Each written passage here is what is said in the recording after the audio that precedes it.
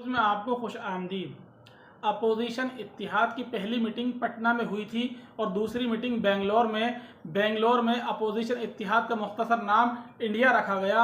India नाम आते ही वज़ीर आज़म नरेंद्र मोदी फ़िक्रमंद हो गए और इस नाम के असर को ज़ाइल करने के लिए तरह तरह से नाम बिगाड़ने की कोशिश करते रहे, मगर कोई तदबीर, कोई कोशिश उनकी कामयाब नहीं हुई।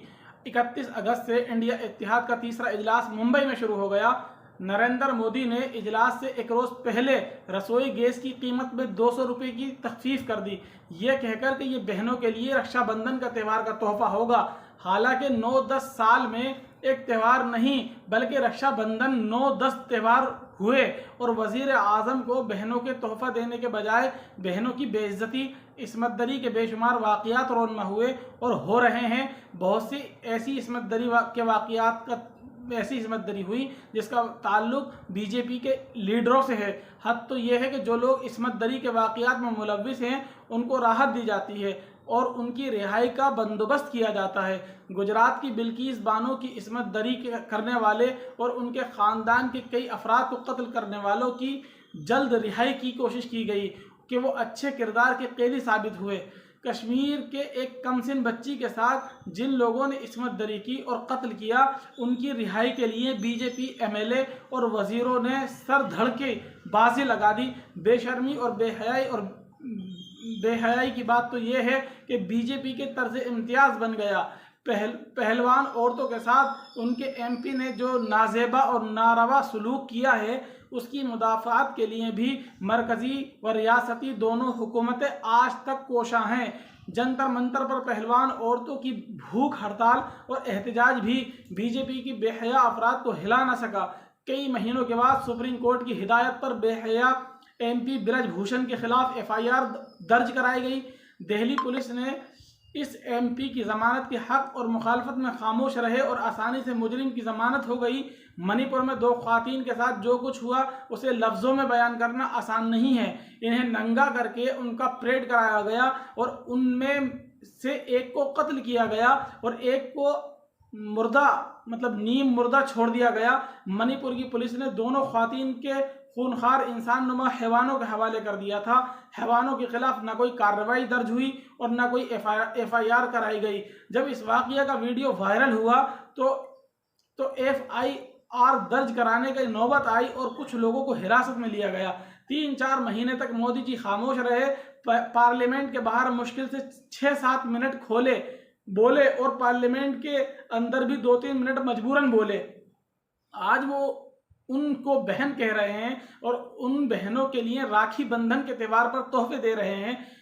200 रुपये रसोई गैस की कीमत कम करके उसे बहनों का तोहफा कहा जा सकता है या अपोजिशन के इत्तिहाद का डर कहा जा सकता है। मेरे ख्याल से घरेलू गैस की कीमत में 200 रुपये की कमी, इसकी 2 वजहें हैं। एक इंडिया इत्तिहाद और दूसरी राहुल गांधी की मकबूलियत, या ये कह सकते हैं कि महंगाई की मार, जिससे आवाम जो है बहुत ज़्यादा गुस्से में है। 3-4 रियासतों का इलेक्शन दिसंबर में होने जा रहा है और इन चारों रियासतों में बीजेपी की हालत बिल्कुल बदतर है।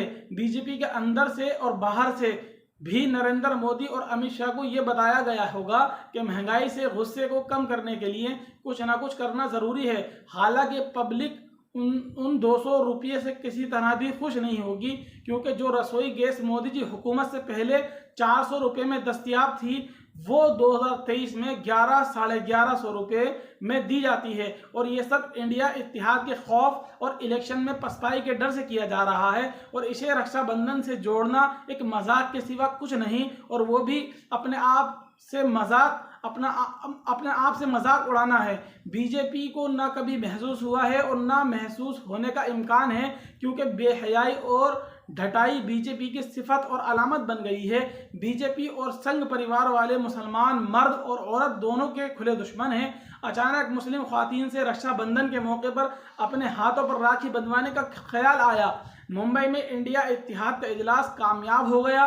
कन्वीनियर की तकरीर और सेशरी समेत हिकमत अमली तय नहीं हुई, लेकिन मुश्तरका के मिनी प्रोग्राम भी तैयार किए गए, जिससे वजीर आज़म नरेंद्र मोदी और उनकी पार्टी के लिए मजीद परेशानियां बढ़ गईं और उनकी नींदें हराम हो गईं। ज़रूरत इस बात की है कि इलेक्शन से पहले इत्तेहाद में वजीर आज़म के चेहरे के बहस शुरू न हो और ना ही बीजेपी या नरेंद्र मोदी की हिकमत अमली को अपनाने की कोशिश की जाए। नरेंद्र मोदी की हिकमत अमली ये है कि नरेंद्र मोदी बमुकाबिल राहुल गांधी हो जाए। इस सदारती तरीक़े इंतखाब को बीजेपी और नरेंद्र मोदी बेहद पसंद करते हैं। इंडिया को इस जाल में फंसना नहीं चाहिए। इस बारे में साबिक वज़ीर आला महाराष्ट्र उद्धव ठाकरे की मुंबई में गुज़िश्ता रोज़ की प्रेस कॉन्फ्रेंस में एक सवाल के जवाब में जो कुछ कहा, वही जवाब अपोजिशन को दीगर पार्टियों को भी देना चाहिए।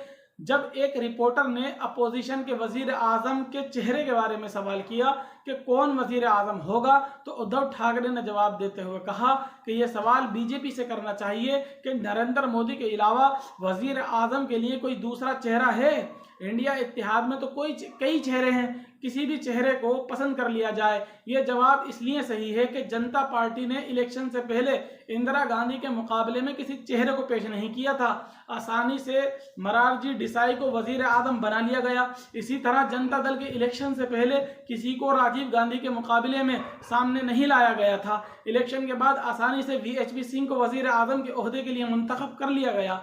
बीजेपी की वजह से राहुल गांधी का कद छोटा नहीं बड़ा हो रहा है। बीजेपी राहुल गांधी के कद को छोटा करने की हर तरह से कोशिश की। बहुत दिनों तक इन्हें पप्पू बना के पेश किया गया। इस कोशिश में राहुल गांधी तो पप्पू नहीं बने, बल्कि नरेंद्र मोदी खुद पप्पू बन गए।